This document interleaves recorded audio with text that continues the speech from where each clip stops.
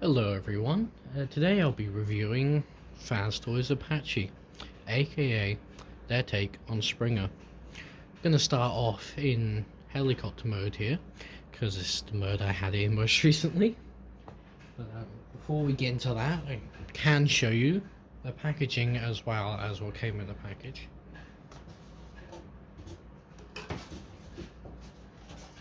So as all Fanstoys figures come, it came in a styrofoam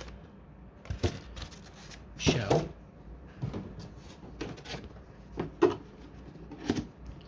as well as a very nice masterpiece akin style box here,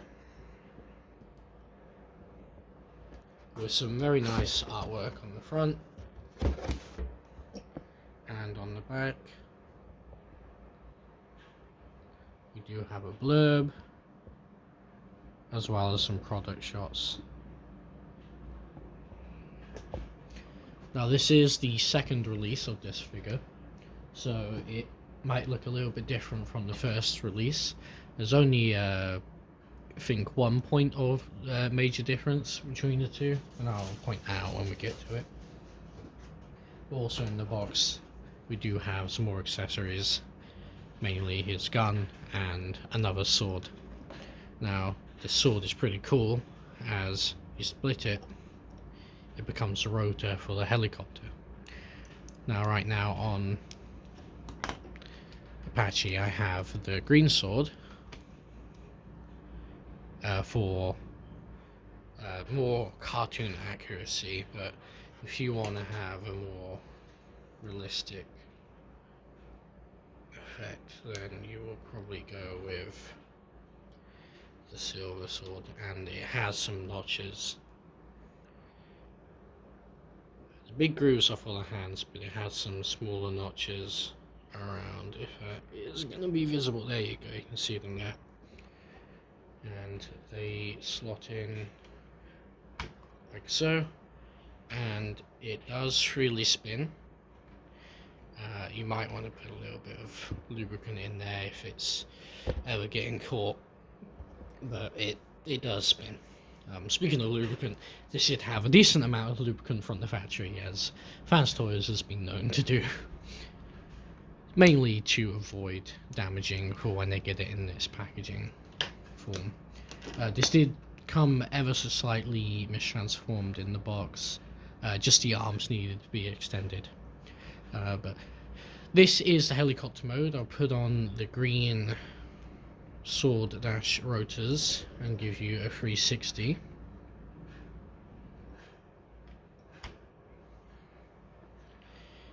And it's pretty good. It's probably my favorite mode, and it's the one I'm going to have it displayed in, as I'm not going to have this as my robot mode, as we do have a more accurate version from X-Transbots, but this Fanstoys release does have a special place in my heart, considering it is my first ever Fanstoys figure that I ever got.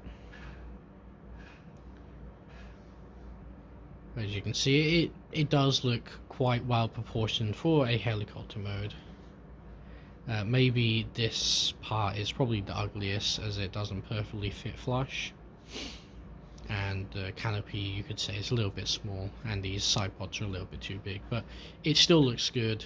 The Autobot logo is a water slide decal that I've added, and it'll come without one out of the box.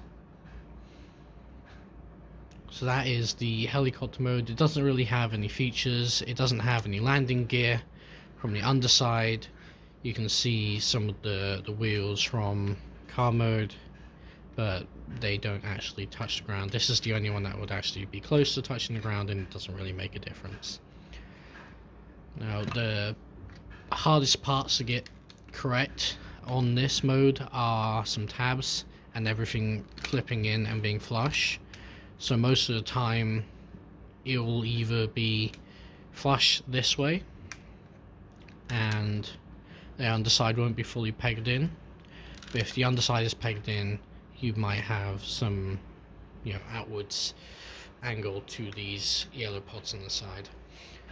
But apart from that, it's really solid, nice and heavy as all Fanstoys figures are. Lots of die-cast, which we'll get into in robot mode. So that's basically the helicopter mode. Nothing too fancy, but it does look nice, and it is a pretty good helicopter mode, considering it's a triple changer, and those usually do sacrifice a mode. Now I'm going to transform it into car mode. I'm not going to show you the transformation. Pardon me, I'm not going to show you the transformation because it is quite complex, and I would probably be here for a long time, and there are plenty of other people who are showing you the transformation.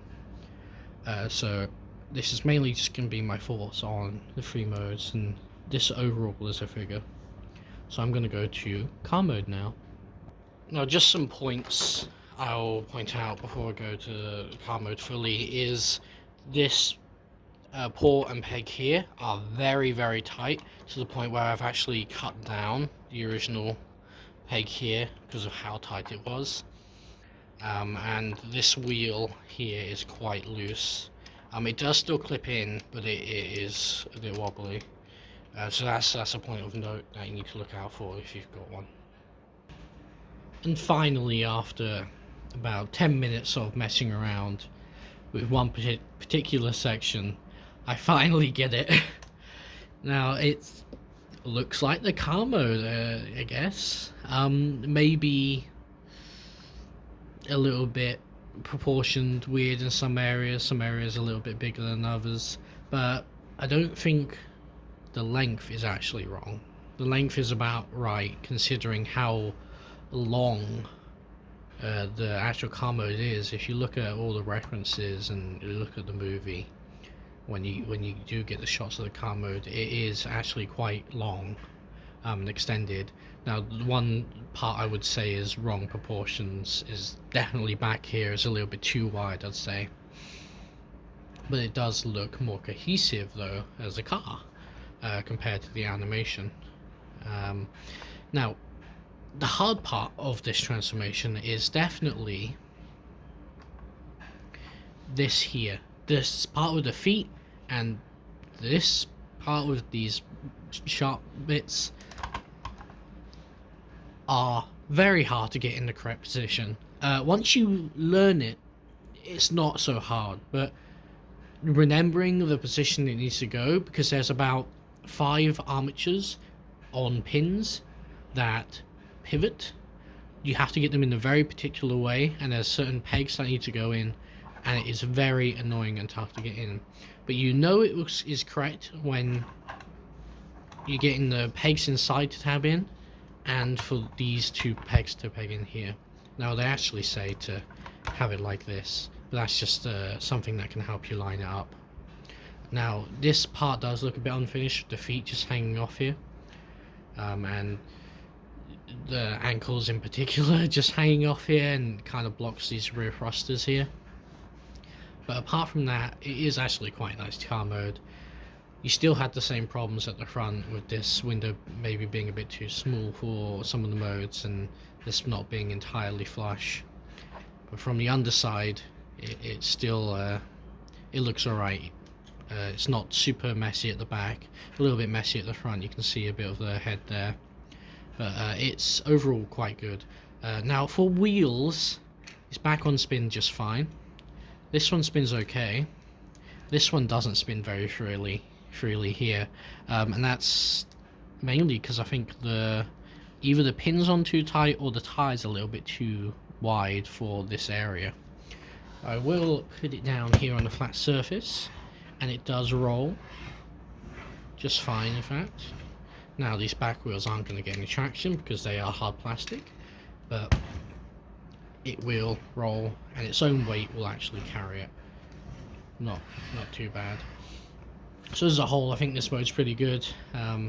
Something I didn't point out in helicopter mode is you can actually have the gun attached down here in helicopter mode,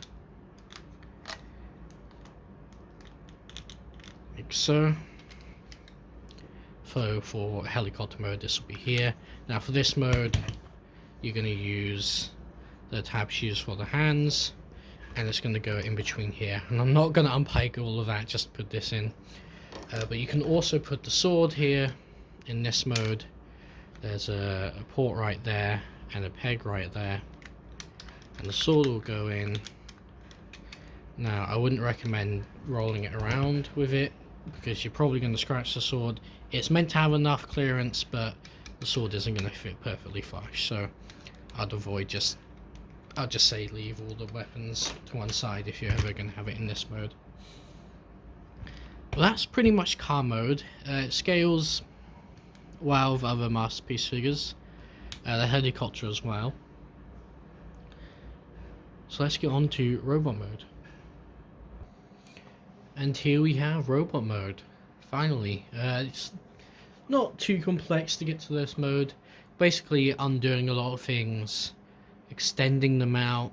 Legs get accordioned in on the inside with all the armatures. Interesting, the inside of the torso is actually quite hollow, but it still tabs in very well and fills in fairly well, so it doesn't look hollow. And thanks to the die cast, it still has a really nice heft to it. Now the main chest itself is die cast. I believe the crotch is die cast, and the feet are die cast, and the shoulders are die cast as well. So pretty good choices for where the die cast is going on this. Maybe the chest doesn't need to be die cast, but it helps with the transformation because you have to pull some points around, and it does help with durability. So this is not a bad choice for where the die cast goes. Now spin this around and you can get a good look of everything. See, we do have a little bit of a backpack, but those rocket thrusters make sense being there, and we do have these points sticking out. But besides that, it's pretty cleaned up, pretty well cleaned up. We do have visible wheels on the front and on the back of the arms, but some people like that. It does take away from the accuracy, but it does give it a bit more of a distinct look. Now, I'll point out the one difference that you're going to see between this and the original release is right here on the head.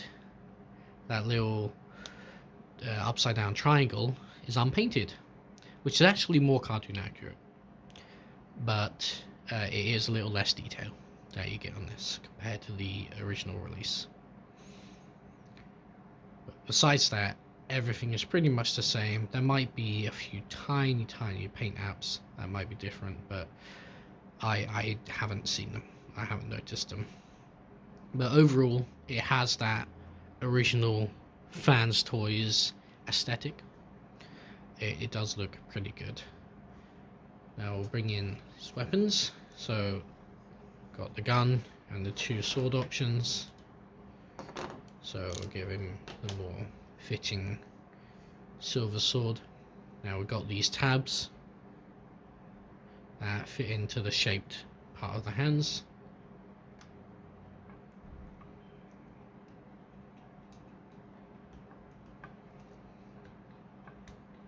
Like so. And the hilt doesn't necessarily get around these big blocky parts, so you want to make sure the hand is facing the correct orientation. There you go. And it looks pretty good. Over there. It fits quite well. But if you don't want him using his sword, you can store the sword on the side of his waist in this port using the same peg you use for helicopter mode. Now on this side it will interfere a little bit with the backpack, but on this side it will interfere a little bit on the leg. But that side is probably the best side to have it on, as it interferes the least. Now you notice a bit of stability issues there. Because of how top heavy with all the die cast, it does actually impact the stability a little bit. But these ankles are quite well tensioned, so that does make up for it a lot. For the gun, we can use the same tab into the hand. Fingers wrap around just nicely, and I'll get to these shoulders in the articulation. But this is probably what most people are going to have him posed like. And that does look good, and the silver on the gun is very nicely done. So let's hop onto articulation now. For the gun, by the way, it doesn't really have any proper storage. You could kind of put it in here. That fits. There's like a tab in the bottom here. You could kind of put it in, but like it doesn't really fit anywhere. So the gun doesn't really have anywhere to go. So they're just relying on the fact that you're gonna have it in his hands. So move these out of the way. Right, so articulation, we'll start with the head. It's on a hinge, 2 hinges, and it gives you quite a decent amount of range here. Up, down, no side-to-side tilt, but it swivels 360. I will say, this front part of the face, none of the face is actually glued. So this front crest here can come off and the face can actually come off. So you had just the eyes and you got the hollow face. So if you do want to make like optional faces with different expressions, that would be pretty easy to swap out with some 3D printed parts. So it may have hinted to the fact that they did originally want to have multiple faces with this thing, but they didn't go through with it. Go to the shoulders now. Ratcheted up to there, down straight, so you've got the squared shoulders. We have a slight, almost butterfly at the shoulders. That's mainly to do with transformation, and you can slide them forwards and back, and this can also shift your center of gravity. So for transformation you do have to slide them back and forwards, and there is a middle point, so it sort of soft locks in those points. But it does also have a 360 on the tension. So we've got the ratchets and then we've got the tension, and it works pretty well. These shoulder pads here can go like flat and straight, or they can go angled out like this, and they sort of rest on these green parts here with these yellow parts here for the that angled look that Springer is known to have. But they don't really sit too close in. You can bring them close in like this, but now they're too far down on the shoulders. So it's kind of like a balancing game with this guy, like what exactly you want it to look. None of them look quite right. So it's a little bit tough to get it just where you want it to be, and they are a little bit too thin, which is another point that takes away from the accuracy of this thing. The elbow, we have a swivel that can go 360, and that's tensioned. We have a tensioned shoulder, not shoulder, elbow, that can go a little over 90 degrees. That's as far as it's going to get, and of course it'll go straight. Wrists, swiveled on the tension, and ball joint on the thumb with a hinge, just one hinge. Fingers are all pinned in with one hinge and then 2 hinge on the outer knuckle. So you can get a decent amount of articulation from this guy, and you can get like the main poses you would like to get out of a Transformer, I guess, with the arms. Now there's nothing with the torso. You can swivel at the waist, but there's no ab crunch or anything of the sort. So you can mistransform it and try and tease one out, but that's not really intended. So as you hear, that is actually a ratcheted waist joint, which is nice. We can get these hip skirts out of the way. Bag doesn't move. This isn't meant to move at all. It's meant to be just pinned in. yeah, you could try and push it to move, but yeah, I'm not going to risk it. But the best movement you can get to get range out of the legs is to get this whole backpack angled back. So forwards, a little over. I'd say it's a little over the 90 degrees, and then back, well, doesn't matter with the backpack because this point here blocks it, and that's as far as you're going to get back, so that is quite a disappointment. Outwards, almost full splits, not quite, but as you can hear, forwards does have a ratchet, outwards is just a tension. You do have a thigh cut, a little cut here, right there, and that is also to do with transformation because these slide in and out, but that does also give you that swivel at that thigh cut. Knees, double jointed knees on an early Fanstoys figure. That's a surprise, and it can get quite a nice range of movement, especially considering how bulky all of this is. So you're getting well past 90 degrees on those. And as you can hear, they are both of those knee joints on ratchets. And yes, this does have that Fanstoys squeak. Now there's nothing else with this lower calf, so we'll get onto the feet. You can bring them all the way down about that far forwards, and the ankle itself is on the pivot and the foot's on the pivot to give you a decent amount of range, but you can't, the actual whole ankle itself isn't on the pivot, just like the spur, should I say, not the ankle. So a decent amount of articulation for an early Fanstoys release. This is Fanstoys 19, not the 19th one to come out, but numbered 19.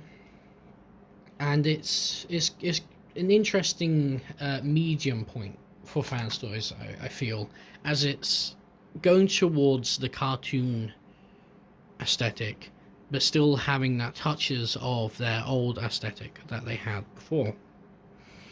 And especially when it comes to the articulation, this is probably one of the earlier Fanstoys to have that sort of range, especially in the legs. And it does sacrifice quite a lot, but it still has a decent amount for pulling off what you would want. Similar thing with the paint.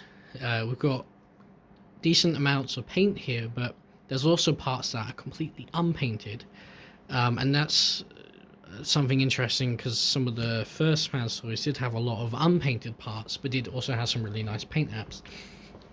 So this again is one of those medium points where we've got that mix of paint and that nice finishes, but also the unpainted parts together. And the overall finish is interesting because you've got like glossy parts, you've got satin parts, and you've got more matte parts. That is more satin, but yeah, you've got semi-gloss parts, should I say. And yeah, it is quite an interesting mix here. And of course, Fanstoys will go fully painted after this, and for the better or worse. Another interesting thing to point out, this paint doesn't seem to chip the same way the paint chips now. This paint actually seems a bit more resilient than some of the newer Fanstoys figures. And I think that's mainly because all the parts that are painted are die-cast. There's no paint going on plastic here, apart from some small paint apps which aren't actually interfering with anything. There is a bit of paint on well, the whole head is painted, but again, it doesn't seem to have the same problems with paint chipping that the newer Fanstoys figures have. Mainly because they, like I said, they're very selective with where the paint is going, and very specifically, so it's not going to interfere with anything. There's no tabs that are painted going into painted ports, unlike the Perceptor. You know, the legs, you just have those big ports and tabs on the legs which get chipped very easily because they're two painted parts going into each other. So again, another interesting middle point for the Fanstoys figures and the Fanstoys releases as a whole. And like I said before, we've got that mix of pure cartoon and their old, more robotic, greebly sort of look. And that's just what makes this figure so unique to me, and why I'm so happy it was my first Fanstoys figure, and what got me into Fanstoys as a whole. When I got this, I was like, holy shit, it's so heavy, and it feels so premium, especially with the packaging and everything. Now, of course, the transformation is not that great, and that's another thing that's an interesting middle point for Fanstoys, as this is one of those figures that has like easy parts of the transformations, but also really complex parts of the transformations. You look at similar releases for Fanstoys around that time this came out, and you'll see that you've got really complex transformations, and then this is sort of the step towards that middle ground between the complex and the easy parts that you get. And some of the newer Fanstoys figures have had really good transformations, especially something like Fanstoys Huffer, their rig. That has one of the best transformations I've ever seen on a Transformer, and they're able to do it in a way that doesn't damage the paint, and has a great two modes that are like both really accurate as well. So again, this is another middle point that makes this figure so interesting and unique to me. And like I said, it's my first Fanstoys release, so I'm glad that something like this was my entry to Fanstoys. And it is just, it is a very cool figure, but it isn't going to be my Springer. That's going to be on my masterpiece display. Not masterpiece. Master Police.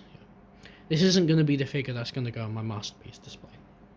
It's going to be probably in helicopter mode, so that's one of the best modes, and that's going to be somewhere else. But it will always have a soft spot in my heart, and it does mean a lot to me. Now, unfortunately, we have to get to the not so fun part, and that's price. Originally, when this figure came out, I believe it was around 350 New Zealand dollars. That's roughly 200 and something US. It was a lot of money when it came out originally. Second release, slightly less, and then it got discounted heavily.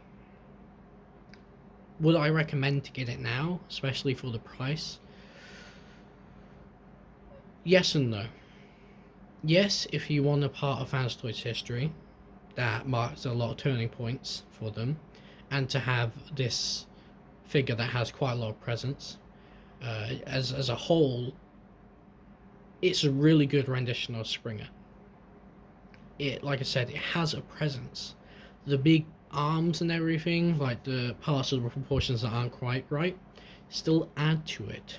And as a whole, it has its own personality. Even if it isn't accurate to the cartoon and the movie.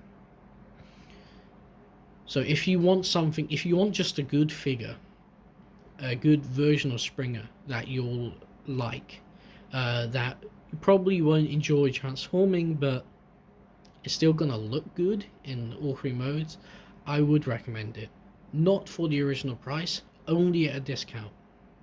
If you want an accurate Springer, go for the X-Transbots one.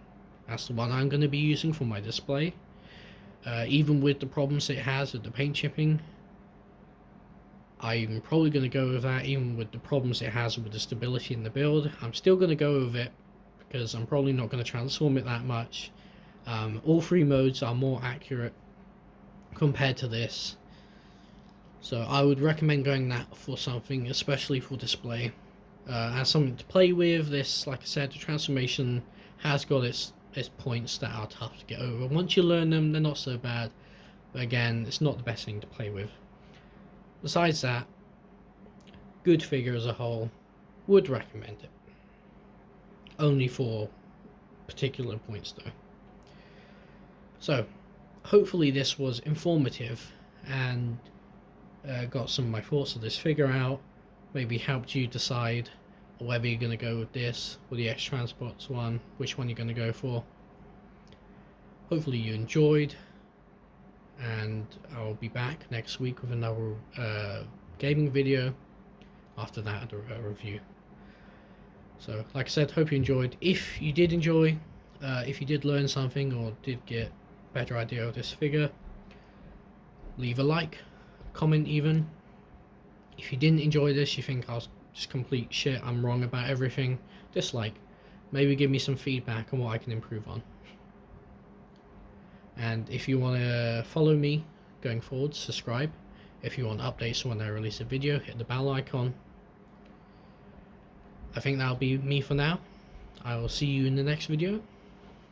Goodbye.